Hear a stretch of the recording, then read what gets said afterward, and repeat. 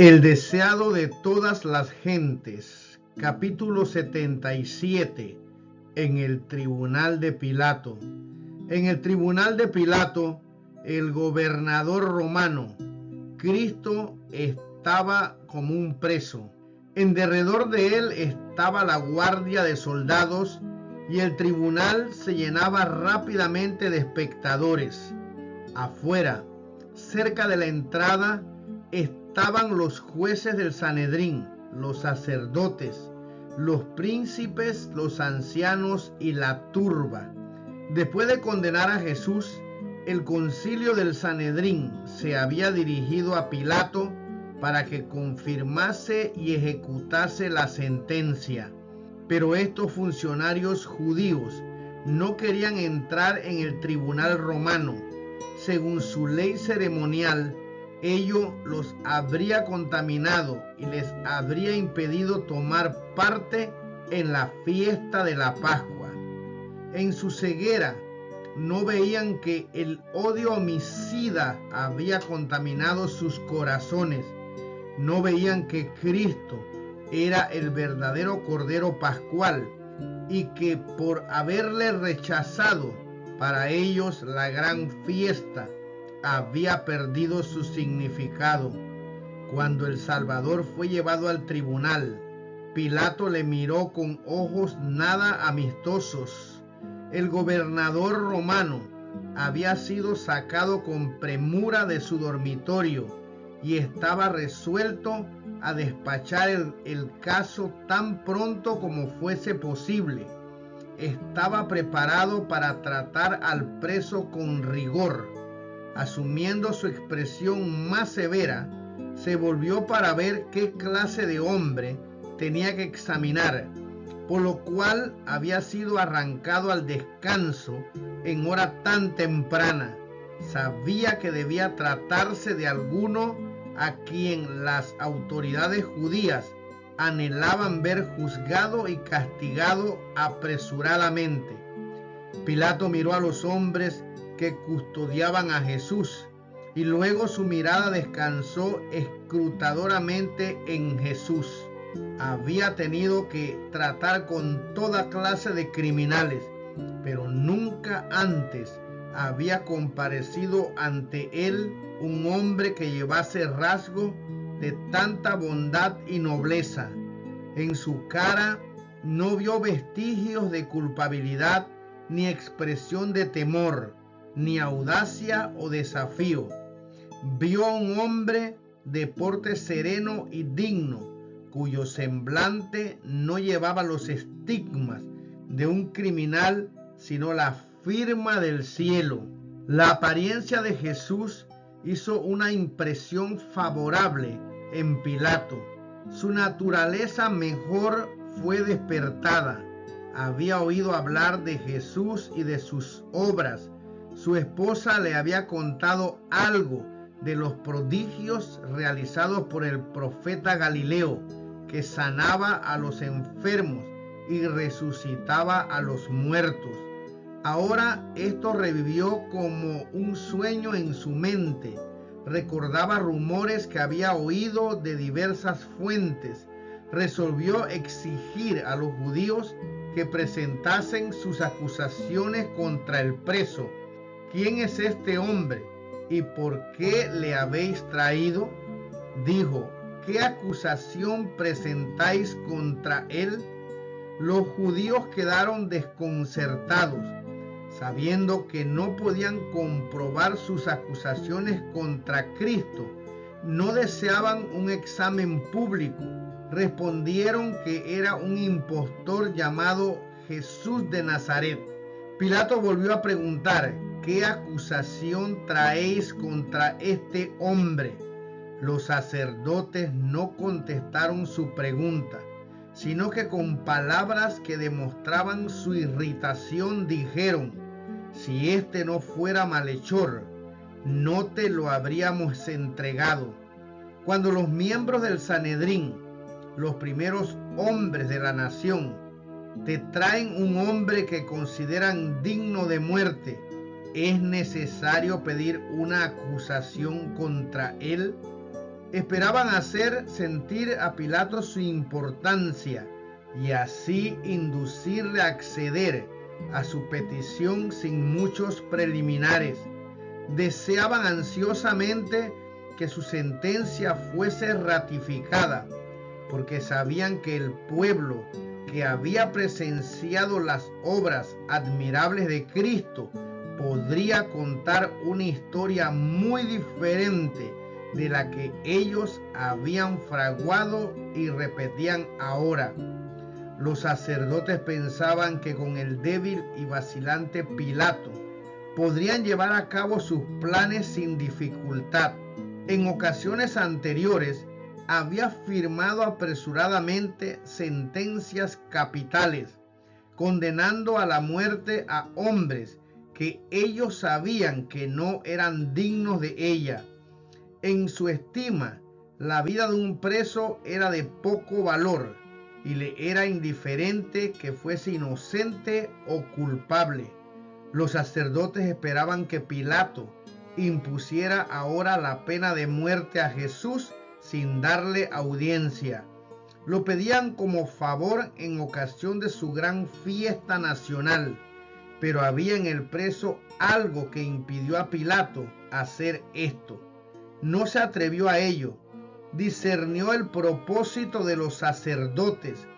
Recordó cómo, no mucho tiempo antes, Jesús había resucitado a Lázaro, hombre que había estado muerto 4 días, y resolvió saber, antes de firmar la sentencia de condenación, cuáles eran las acusaciones que se hacían contra él y si podían ser probadas.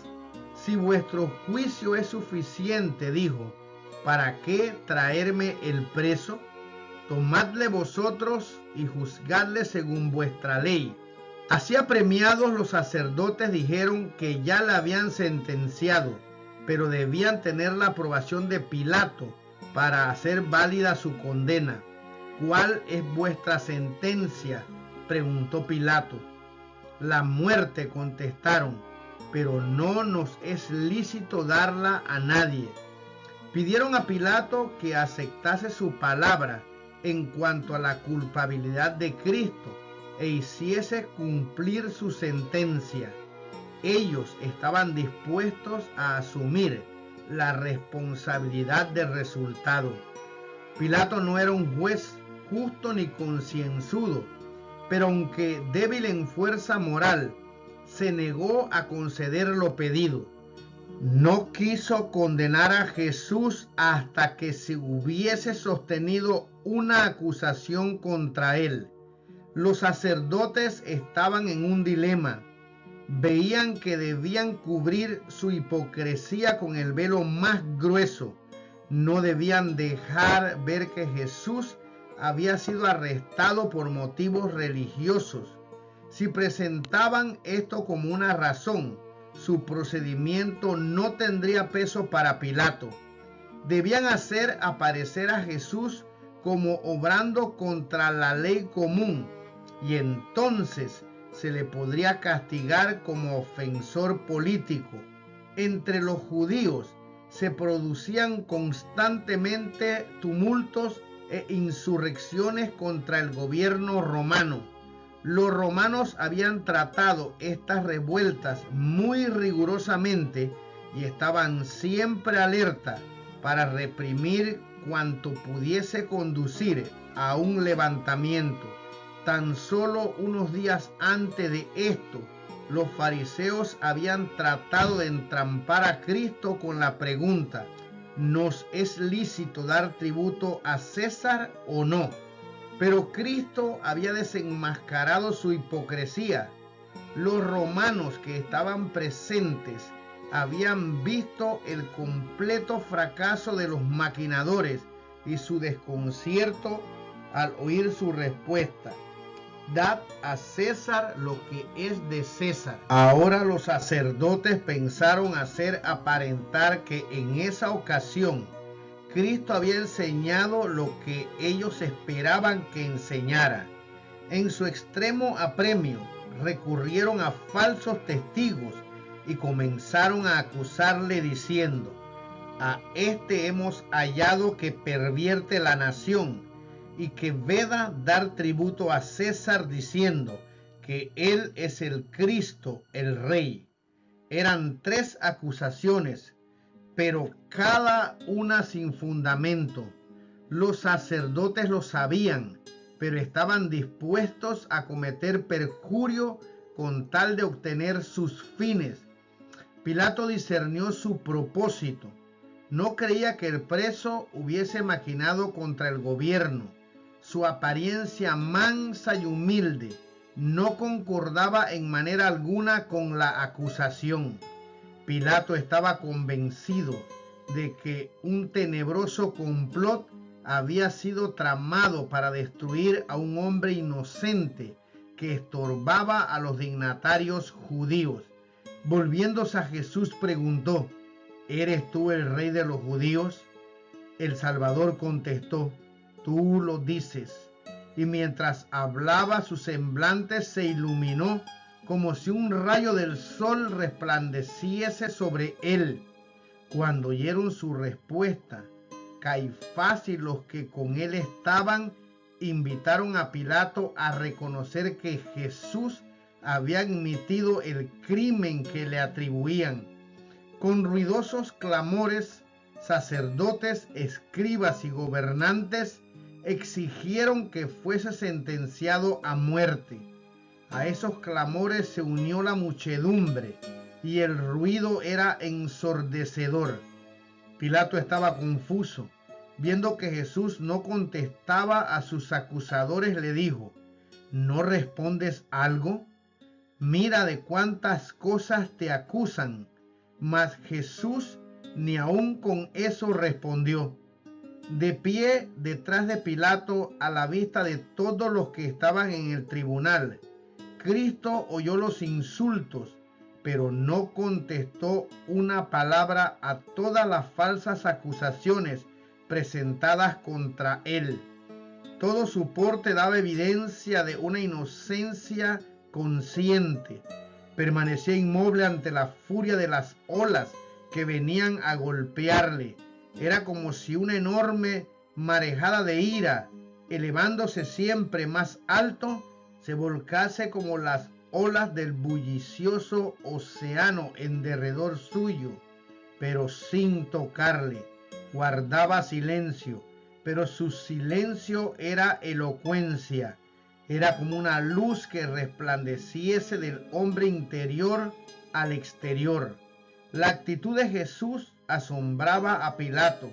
Se preguntaba: ¿es indiferente este hombre a lo que está sucediendo porque no se interesa en salvar su vida? Al ver a Jesús soportar los insultos y las burlas sin responder, sentía que no podía ser tan injusto como los clamorosos sacerdotes. Esperando obtener de él la verdad y escapar al tumulto de la muchedumbre, Pilato llevó a Jesús aparte y le volvió a preguntar: ¿eres tú el rey de los judíos? Jesús no respondió directamente a esta pregunta. Sabía que el Espíritu Santo estaba contendiendo con Pilato y le dio oportunidad de reconocer su convicción. ¿Dices tú esto de ti mismo?, preguntó, ¿o te lo han dicho otros de mí? Es decir, ¿eran las acusaciones de los sacerdotes o un deseo de recibir luz de Cristo lo que motivaba la pregunta de Pilato? Pilato comprendió lo que quería decir Cristo, pero un sentimiento de orgullo se irguió en su corazón. No quiso reconocer la convicción que se apoderaba de él. ¿Soy yo judío?, dijo. Tu gente y los pontífices te han entregado a mí. ¿Qué has hecho? La áurea oportunidad de Pilato había pasado. Sin embargo, Jesús no le dejó sin darle algo más de luz. Aunque no contestó directamente la pregunta de Pilato, expuso claramente su propia misión. Le dio a entender que no estaba buscando un trono terrenal, Mi reino no es de este mundo, dijo. Si de este mundo fuera mi reino, mis servidores pelearían para que yo no fuera entregado a los judíos. Ahora, pues, mi reino no es de aquí. Díjole entonces Pilato: ¿Luego eres tú rey? Respondió Jesús: Tú dices que yo soy rey. Yo para esto he nacido y para esto he venido al mundo, para dar testimonio a la verdad. Todo aquel que es de la verdad oye mi voz. Cristo afirmó que su palabra era en sí misma una llave que abriría el misterio para aquellos que estuviesen preparados para recibirlo. Esta palabra tenía un poder que la recomendaba y en ello estribaba el secreto de la difusión de su reino de verdad. Deseaba que Pilato comprendiese que únicamente si recibía y aceptaba la verdad, podría reconstruirse su naturaleza arruinada. Pilato deseaba conocer la verdad. Su espíritu estaba confuso. Escuchó ávidamente las palabras del Salvador y su corazón fue conmovido por un gran anhelo de saber lo que era realmente la verdad y cómo podía obtenerla. ¿Qué cosa es la verdad?, preguntó, pero no esperó la respuesta. El tumulto del exterior le hizo recordar los intereses del momento, porque los sacerdotes estaban pidiendo con clamores una decisión inmediata. Saliendo a los judíos, declaró enfáticamente: Yo no hallo en él ningún crimen. Estas palabras de un juez pagano eran una mordaz reprensión a la perfidia y falsedad de los dirigentes de Israel que acusaban al Salvador. Al oír a Pilato decir esto, los sacerdotes y ancianos se sintieron chasqueados y se airaron sin mesura. Durante largo tiempo habían maquinado y aguardado esta oportunidad. Al vislumbrar la perspectiva de que Jesús fuese libertado, parecían dispuestos a despedazarlo. Denunciaron en alta voz a Pilato y le amenazaron con la censura del gobierno romano. Le acusaron de negarse a condenar a Jesús, quien afirmaban ellos se había levantado contra César. Se oyeron entonces voces airadas, las cuales declaraban que la influencia sediciosa de Jesús era bien conocida en todo el país. Los sacerdotes dijeron: alborota al pueblo, enseñando por toda Judea, comenzando desde Galilea hasta aquí. En este momento Pilato no tenía la menor idea de condenar a Jesús. Sabía que los judíos le habían acusado por odio y prejuicio. Sabía cuál era su deber.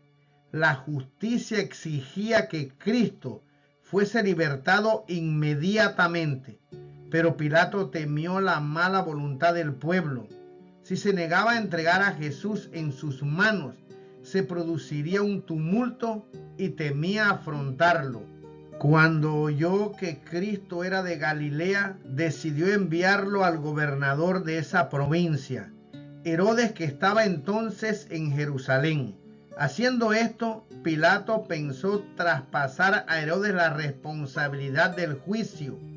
También pensó que era una buena oportunidad de acabar con una antigua rencilla entre él y Herodes, y así resultó.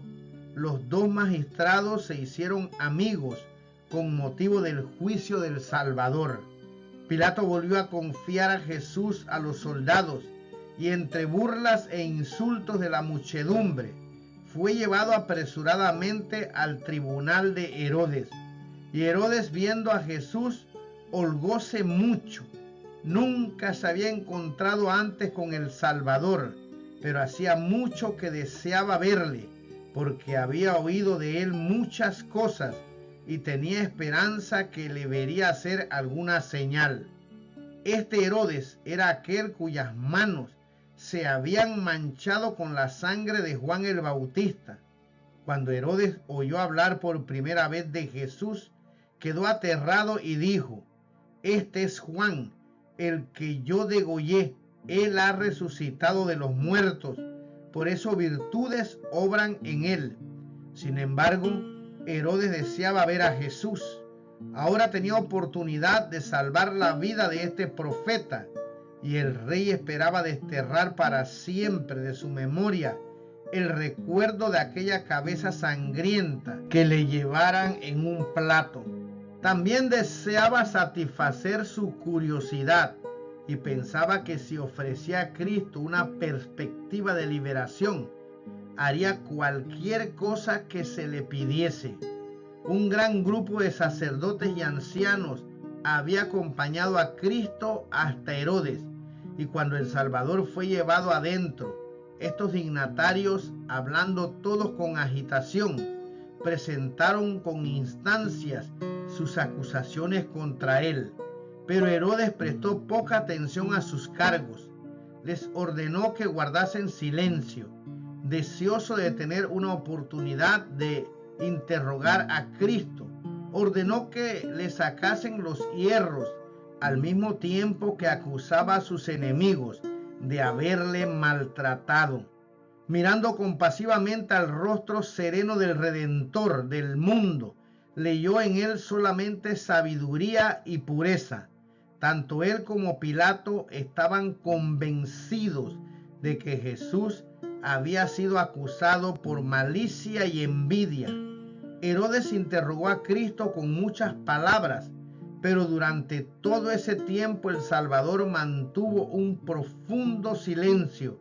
A la orden del rey se trajeron inválidos y mutilados, y se le ordenó a Cristo que probase sus acertos, realizando un milagro. Los hombres dicen que puede sanar a los enfermos, dijo Herodes. Yo deseo ver si tu muy difundida fama no ha sido exagerada. Jesús no respondió, y Herodes continuó instándole: si puedes realizar milagros en favor de otros, hazlo ahora para tu propio bien y saldrás beneficiado. Luego ordenó: muéstranos una señal de que tienes el poder que te ha atribuido el rumor. Pero Cristo permanecía como quien no oyese ni viese nada. El Hijo de Dios había tomado sobre sí la naturaleza humana. Debía obrar como el hombre habría tenido que obrar en tales circunstancias. Por lo tanto, no quiso realizar un milagro para ahorrarse el dolor y la humillación que el hombre habría tenido que soportar si hubiese estado en una posición similar. Herodes prometió a Cristo que si hacía algún milagro en su presencia, le libertaría. Los acusadores de Cristo habían visto con sus propios ojos las grandes obras realizadas por su poder. Le habían oído ordenar al sepulcro que devolviese sus muertos. Habían visto a estos salir obedientes a su voz.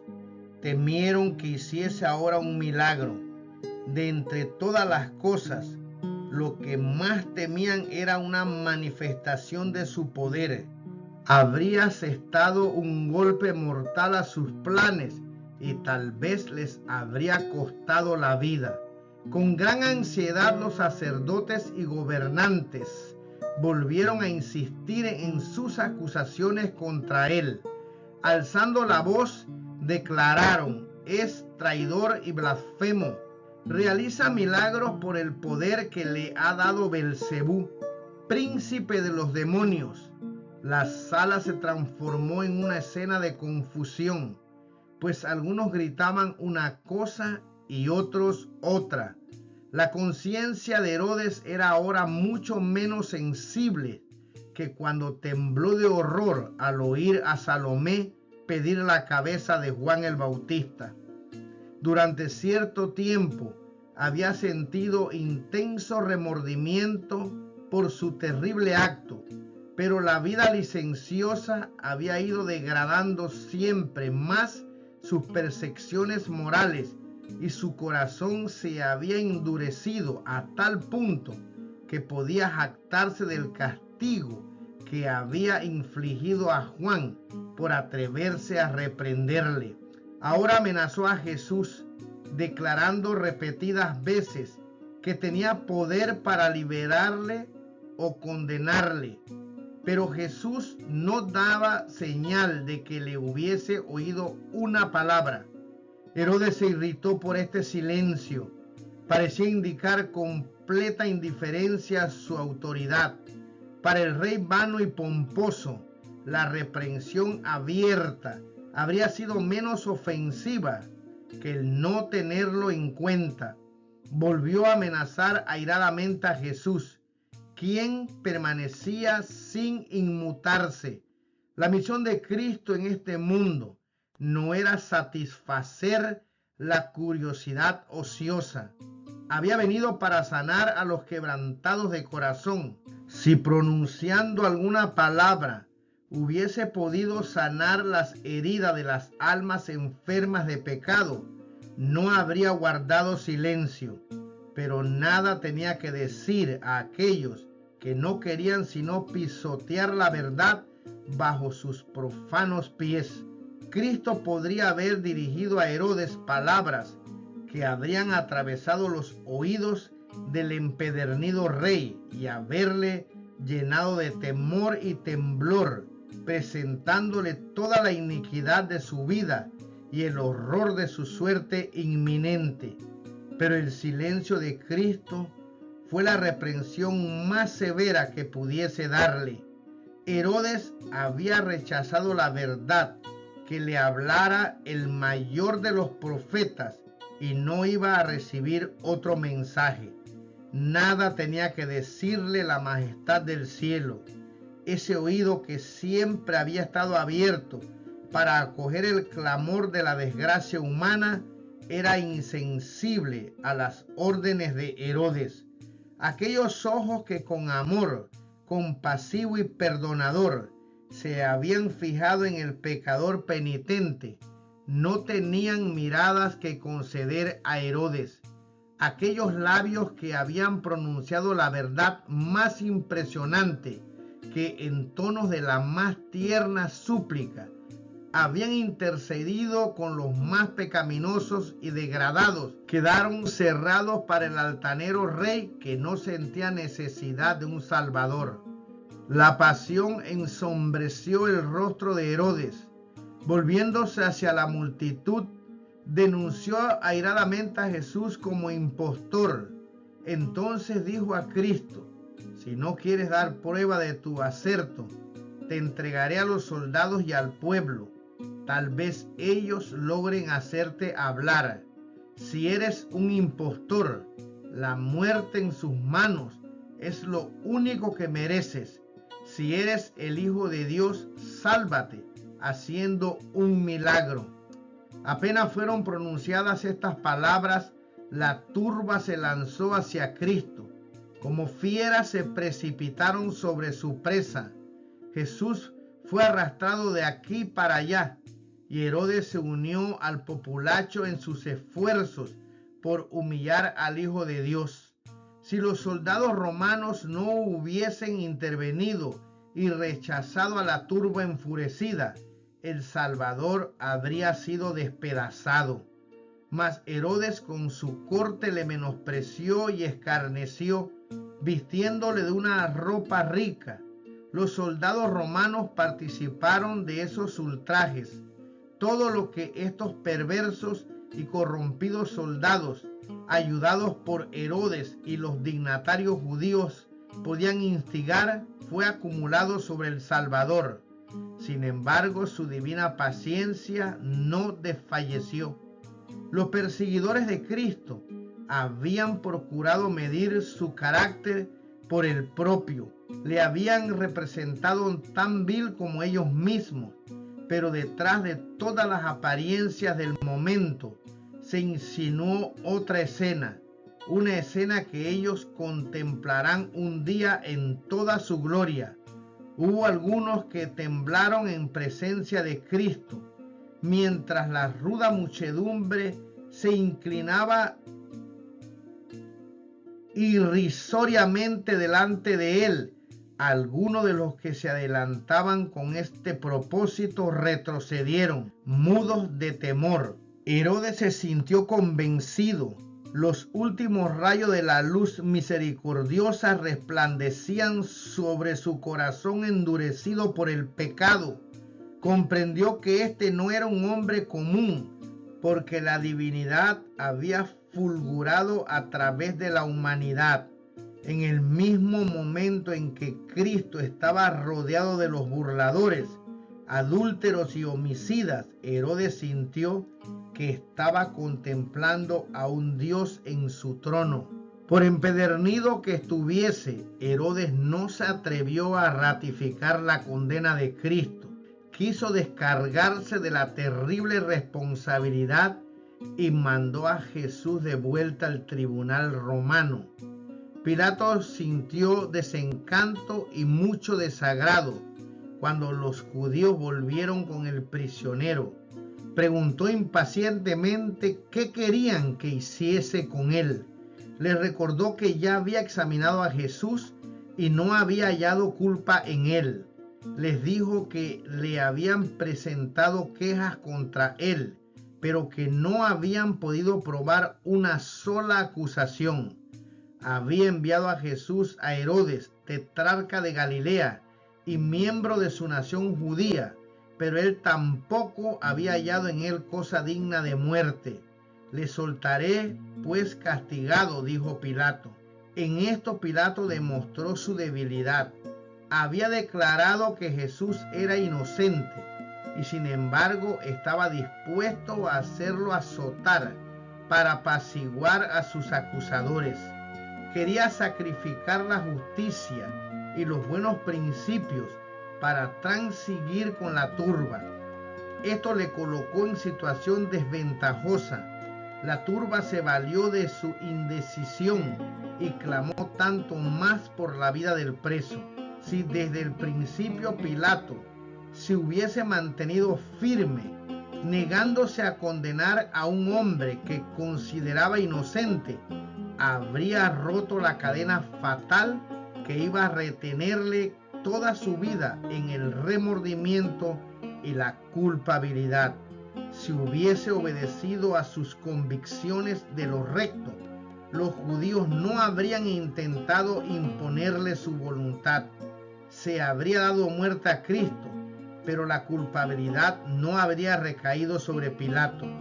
Mas Pilato había violado poco a poco su conciencia, había buscado pretexto para no juzgar con justicia y equidad, y ahora se hallaba casi impotente en las manos de los sacerdotes y príncipes. Su vacilación e indecisión provocaron su ruina. Aún entonces no se le dejó actuar ciegamente. Un mensaje de Dios le amonestó acerca del acto que estaba por cometer. En respuesta a la oración de Cristo, la esposa de Pilato había sido visitada por un ángel del cielo y en un sueño había visto al Salvador y conversado con él. La esposa de Pilato no era judía, pero mientras miraba a Jesús en su sueño no tuvo duda alguna acerca de su carácter o misión. Sabía que era el príncipe de Dios. Le vio juzgado en el tribunal, vio las manos estrechamente ligadas como las manos de un criminal, vio a Herodes y sus soldados realizando su impía obra, oyó a los sacerdotes y príncipes llenos de envidia y malicia, acusándole furiosamente. Oyó las palabras: nosotros tenemos ley, y según nuestra ley debe morir.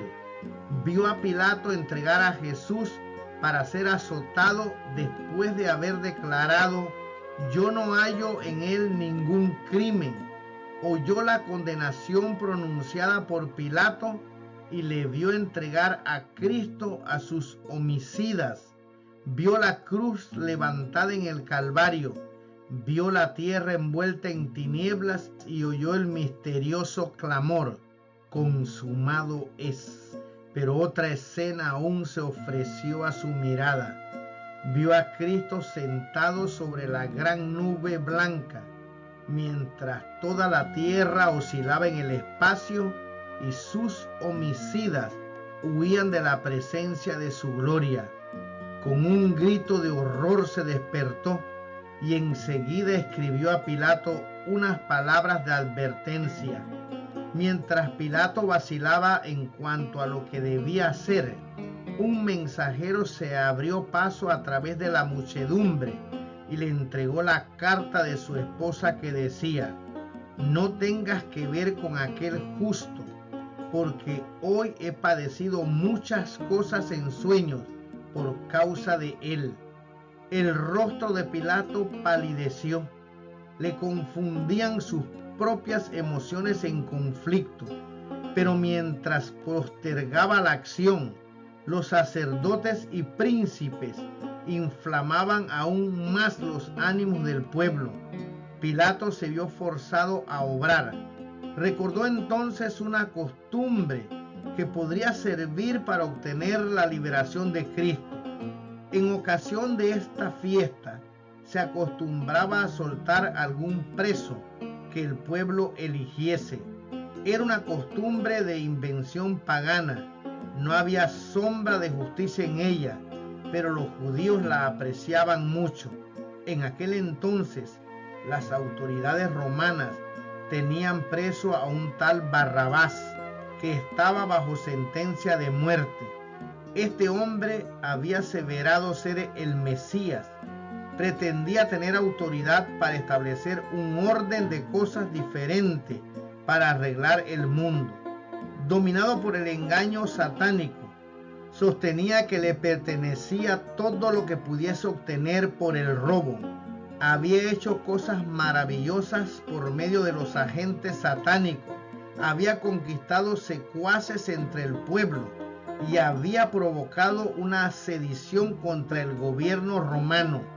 Bajo el manto del entusiasmo religioso se ocultaba un bribón empedernido y desesperado que solo procuraba cometer actos de rebelión y crueldad.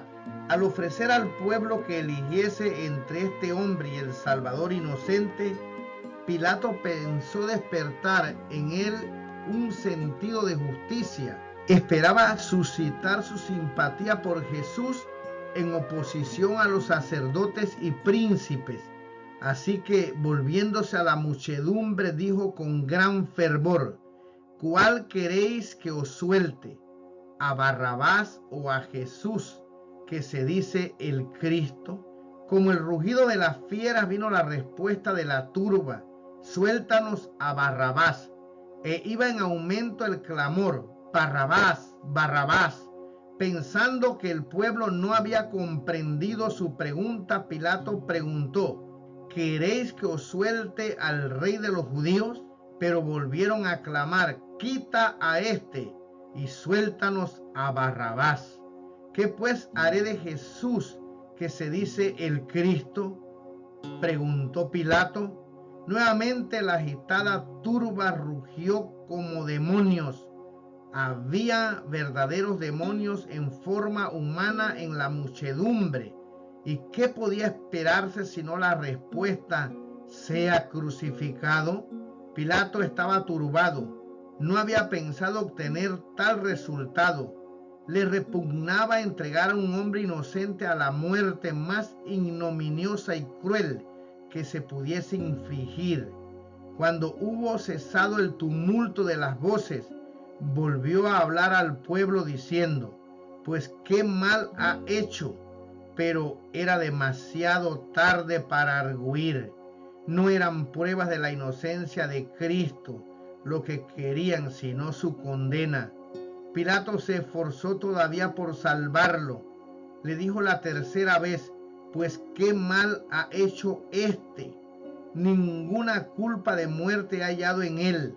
Le castigaré pues y le soltaré. Pero la sola mención de su liberación decuplicaba el frenesí del pueblo. Crucifícale, crucifícale, clamaban. La tempestad que la indecisión de Pilato había provocado rugía cada vez más. Jesús fue tomado, extenuado de cansancio y cubierto de heridas, y fue azotado a la vista de la muchedumbre. Entonces los soldados le llevaron dentro de la sala, es a saber, al pretorio, y convocaron toda la cohorte, y le visten de púrpura, y poniéndole una corona tejida de espinas, comenzaron luego a saludarle: salve, rey de los judíos, y escupían en él y le adoraban hincadas las rodillas. De vez en cuando alguna mano perversa le arrebataba la caña que había sido puesta en su mano, y con ella hería la corona que estaba sobre su frente, haciendo penetrar las espinas en sus sienes y chorrear la sangre por su rostro y barba. Admiraos, oh cielos, y asombraos, oh tierra, contemplad al opresor y al oprimido. Una multitud enfurecida rodea al Salvador del mundo. Las burlas y los escarnios se mezclan con los groseros juramentos de blasfemia. La muchedumbre inexorable comenta su humilde nacimiento y vida. Pone en ridículo su pretensión de ser hijo de Dios, y la broma obscena y el escarnio insultante pasan de labio a labio. Satanás indujo a la turba cruel a ultrajar al Salvador. Era su propósito provocarle a que usase de represalias, si era posible, o impulsarle a realizar un milagro para librarse y así destruir el plan de salvación. Una mancha sobre su vida humana, un desfallecimiento de su humanidad para soportar la prueba terrible, y el Cordero de Dios habría sido una ofrenda imperfecta, y la redención del hombre habría fracasado. Pero aquel que con una orden podría haber hecho acudir en su auxilio a la hueste celestial, el que por la manifestación de su majestad divina podría haber ahuyentado de su vista e infundido terror a esa muchedumbre, se sometió con perfecta calma a los más groseros insultos y ultrajes. Los enemigos de Cristo habían pedido un milagro como prueba de su divinidad. Tenían una prueba mayor que cualquiera de las que buscasen. Así como su crueldad degradaba a sus atormentadores por debajo de la humanidad a semejanza de Satanás, así también la muchedumbre y paciencia de Jesús le exaltaban por encima de la humanidad y probaban su relación con Dios. Su humillación era la garantía de su exaltación. Las cruentas gotas de sangre que de sus heridas sienes corrieron por su rostro y su barba fueron la garantía de su ungimiento con el óleo de alegría como sumo sacerdote nuestro. La ira de Satanás fue grande al ver que todos los insultos infligidos al Salvador no podían arrancar de sus labios la menor murmuración. Aunque se había revestido de la naturaleza humana, estaba sostenido por una fortaleza semejante a la de Dios, y no se apartó un ápice de la voluntad de su Padre. Cuando Pilato entregó a Jesús para que fuese azotado y burlado, pensó excitar la compasión de la muchedumbre. Esperaba que ella decidiera que este castigo bastaba.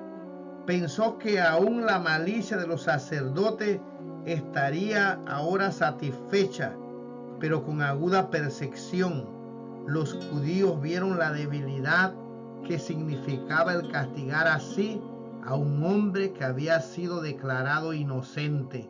Sabían que Pilato estaba procurando salvar la vida del preso y ellos estaban resueltos a que Jesús no fuese libertado. Para agradarnos y satisfacernos, Pilato le ha azotado. Pensaron, y si insistimos en obtener una decisión, conseguiremos seguramente nuestro fin. Pilato mandó entonces que se trajese a Barrabás al tribunal.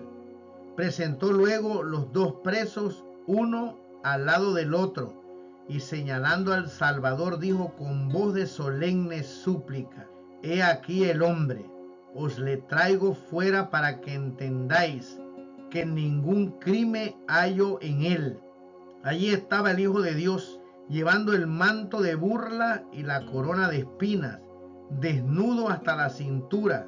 Su espalda revelaba los largos y crueles azotes, de los cuales la sangre fluía copiosamente. Su rostro manchado de sangre llevaba las marcas del agotamiento y el dolor, pero nunca había parecido más hermoso que en ese momento. El semblante del Salvador no estaba desfigurado delante de sus enemigos. Cada rasgo expresaba bondad y resignación y la más tierna compasión por sus crueles verdugos. Su porte no expresaba debilidad cobarde, sino la fuerza y dignidad de la longanimidad. En sorprendente contraste se destacaba el preso que estaba a su lado. Cada rasgo del semblante de Barrabás le proclamaba como el empedernido rufián que era. El contraste hablaba a toda persona que lo contemplaba. Algunos de los espectadores lloraban. Al mirar a Jesús, sus corazones se llenaron de simpatía. Aún los sacerdotes y príncipes estaban convencidos de que era todo lo que aseveraba ser. Los soldados romanos que rodeaban a Cristo no eran todos endurecidos.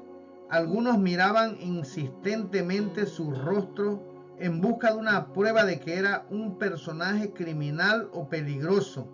De vez en cuando arrojaban una mirada de desprecio a Barrabás. No se necesitaba profunda percepción para discernir cabalmente lo que era. Luego volvían a mirar a aquel a quien se juzgaba.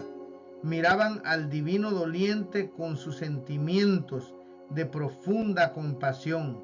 La callada sumisión de Cristo grabó en su mente esa escena que nunca se iba a borrar de ella hasta que le reconocieran como Cristo o rechazándole decidieran su propio destino. La paciencia del Salvador, que no exhalaba una queja, llenó a Pilato de asombro. No dudaba que a la vista de este hombre, en contraste con Barrabás, habría de mover a simpatías a los judíos, pero no comprendía el odio fanático que sentían los sacerdotes hacia aquel que como luz del mundo había hecho manifiestas sus tinieblas y error. Habían incitado a la turba a una furia loca, y nuevamente los sacerdotes, los príncipes y el pueblo elevaron aquel terrible clamor: crucifícale, crucifícale. Por fin, perdiendo toda paciencia con su crueldad irracional, Pilato exclamó desesperado: tomadle vosotros y crucificadle, porque yo no hallo en él crimen. El gobernador romano, aunque familiarizado con escenas de crueldad, se sentía movido de simpatía hacia el preso doliente, que condenado y azotado, con la frente ensangrentada y la espalda lacerada, seguía teniendo el porte de un rey sobre su trono. Pero los sacerdotes declararon: nosotros tenemos ley, y según nuestra ley debe morir, porque se hizo hijo de Dios. Pilato se sorprendió. No tenía idea correcta de Cristo y de su misión, pero tenía una fe vaga en Dios y en los seres superiores a la humanidad. El pensamiento que una vez antes cruzara por su mente cobró ahora una forma más definida. Se preguntó si no sería un ser divino el que estaba delante de él, cubierto con el burlesco manto purpúreo y coronado de espinas. Volvió al tribunal y dijo a Jesús: ¿de dónde eres tú? Pero Jesús no le respondió. El Salvador había hablado abiertamente a Pilato, explicándole su misión como testigo de la verdad. Pilato había despreciado la luz, había abusado del alto cargo de juez, renunciando a sus principios y autoridad bajo las exigencias de la turba. Jesús no tenía ya más luz para él. Vejado por su silencio, Pilato dijo altaneramente: ¿a mí no me hablas? ¿No sabes que tengo potestad para crucificarte y que tengo potestad para soltarte? Jesús respondió: ninguna potestad tendrías contra mí si no te fuese dado de arriba. Por tanto, el que a ti me ha entregado, mayor pecado tiene. Así el Salvador compasivo, en medio de sus intensos sufrimientos y pesar, disculpó en cuanto le fue posible el acto del gobernador romano que le entregaba para ser crucificado. Qué escena digna de ser transmitida al mundo para todos los tiempos. Cuánta luz derrama sobre el carácter de aquel que es el juez de toda la tierra. El que a ti me ha entregado, dijo Jesús, mayor pecado tiene. Con estas palabras Cristo indicaba a Caifás, quien como sumo sacerdote representaba a la nación judía. Ellos conocían los principios que regían a las autoridades romanas. Habían tenido luz en las profecías que testificaban de Cristo en sus propias enseñanzas y milagros. Los jueces judíos habían recibido pruebas inequívocas de la divinidad de aquel a quien condenaban a muerte, y según la luz que habían recibido, serían juzgados. La mayor culpabilidad y la responsabilidad más pesada incumbían a aquellos que estaban en los lugares más encumbrados de la nación, los depositarios de aquellos sagrados cometidos vilmente traicionados. Pilato, Herodes y los soldados romanos eran comparativamente ignorantes acerca de Jesús. Insultándole, trataban de agradar a los sacerdotes y príncipes. No tenían la luz que la nación judía había recibido en tanta abundancia. Si la luz hubiese sido dada a los soldados, no habrían tratado a Cristo tan cruelmente como lo hicieron. Pilato volvió a proponer la liberación del Salvador, mas los judíos daban voces diciendo: si a este sueltas, no eres amigo de César. Así pretendían estos hipócritas ser celosos por la autoridad de César. De entre todos los que se oponían al gobierno romano, los judíos eran los más encarnizados. Cuando no había peligro en ello, eran los más tiránicos en imponer sus propias exigencias nacionales y religiosas. Pero cuando deseaban realizar algún propósito cruel, exaltaban el poder de César. A fin de lograr la destrucción de Cristo, profesaban ser leales al gobierno extranjero que odiaban. Cualquiera que se hace rey, continuaron, a César contradice. Esto tocaba a Pilato en un punto débil. Era sospechoso para el gobierno romano y sabía que un informe tal le arruinaría. Sabía que si estorbaba a los judíos, volverían su ira contra él. Nada descuidarían para lograr su venganza. Tenía delante de sí un ejemplo de la persistencia con que buscaban la vida de uno a quien odiaban sin razón. Pilato tomó entonces su lugar en el sitial del tribunal y volvió a presentar a Jesús al pueblo diciendo: he aquí vuestro rey. Volvió a oírle el furioso clamor: quita, quita. crucifícale. Con voz que fue oída lejos y cerca, Pilato preguntó: ¿a vuestro rey he de crucificar? Pero labios profanos y blasfemos pronunciaron las palabras: no tenemos rey sino a César. Al escoger así a un gobernante pagano, la nación judía se retiraba de la teocracia, rechazaba a Dios como su rey.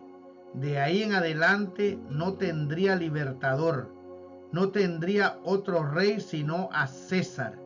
A esto habían conducido al pueblo los sacerdotes y maestros. Eran responsables de esto y de los temibles resultados que siguieron. El pecado de una nación y su ruina se debieron a sus dirigentes religiosos.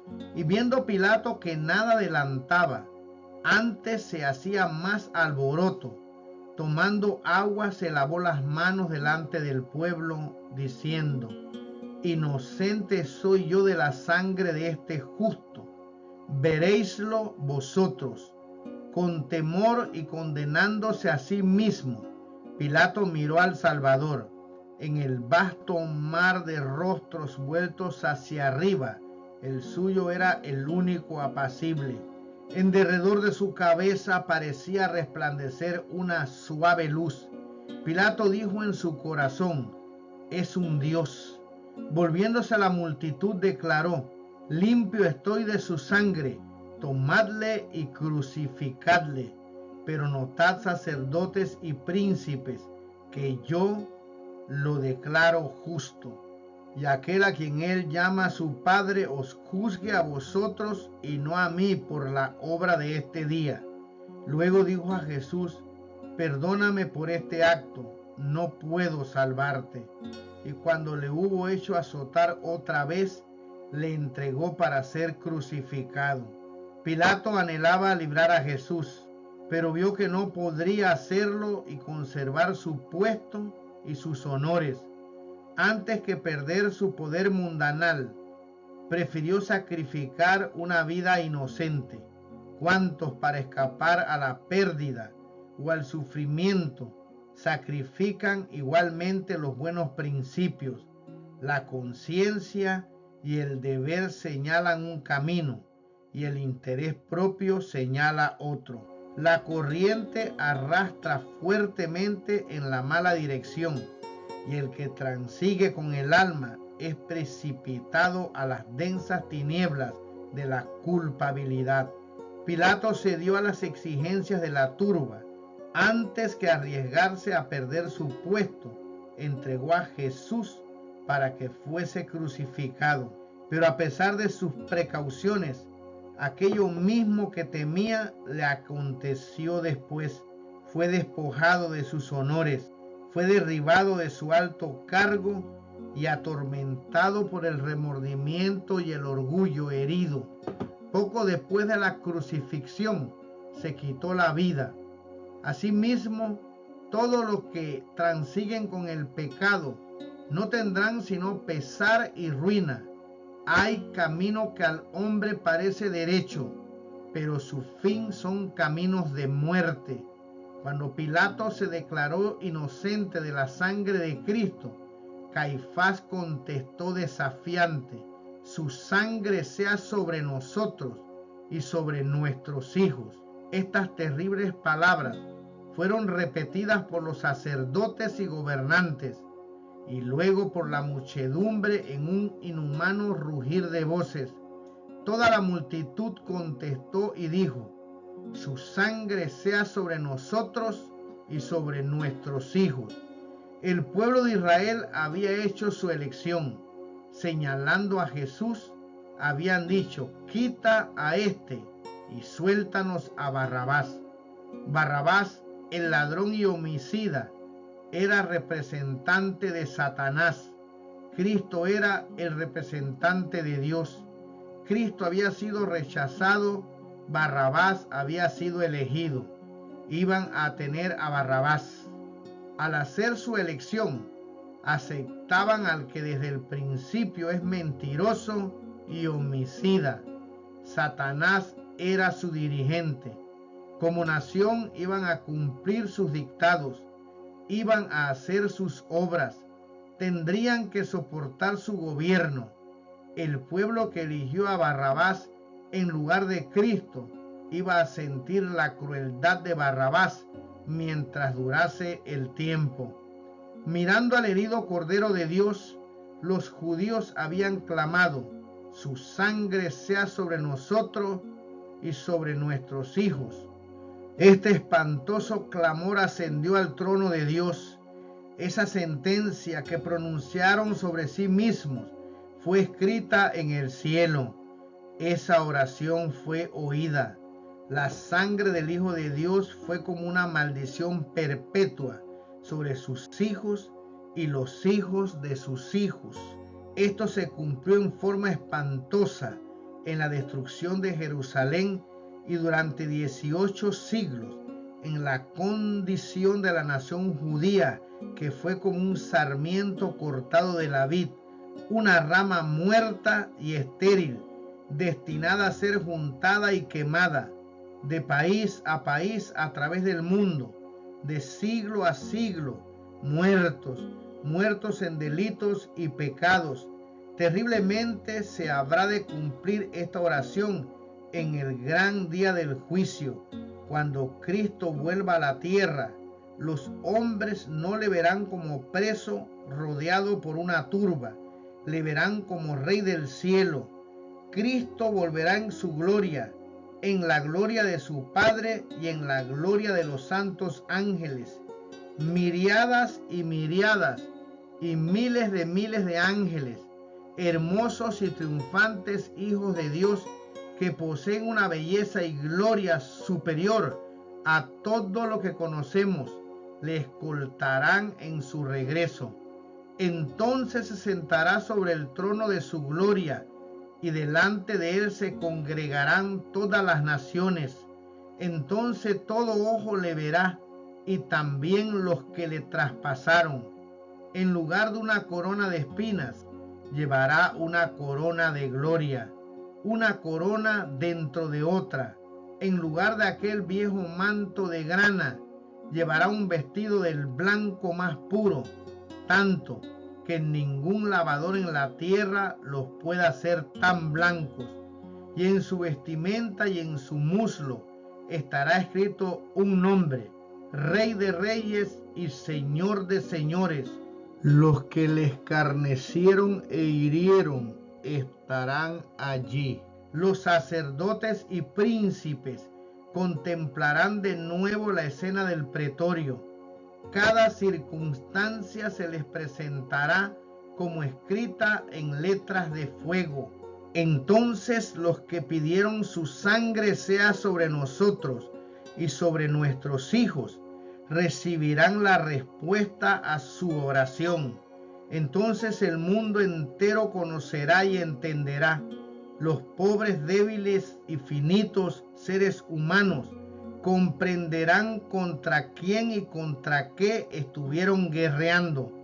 Con terrible agonía y horror clamarán a las montañas y a las rocas: caed sobre nosotros y escondednos de la cara de aquel que está sentado sobre el trono y de la ira del Cordero, porque el gran día de su ira es venido. ¿Y quién podrá estar firme?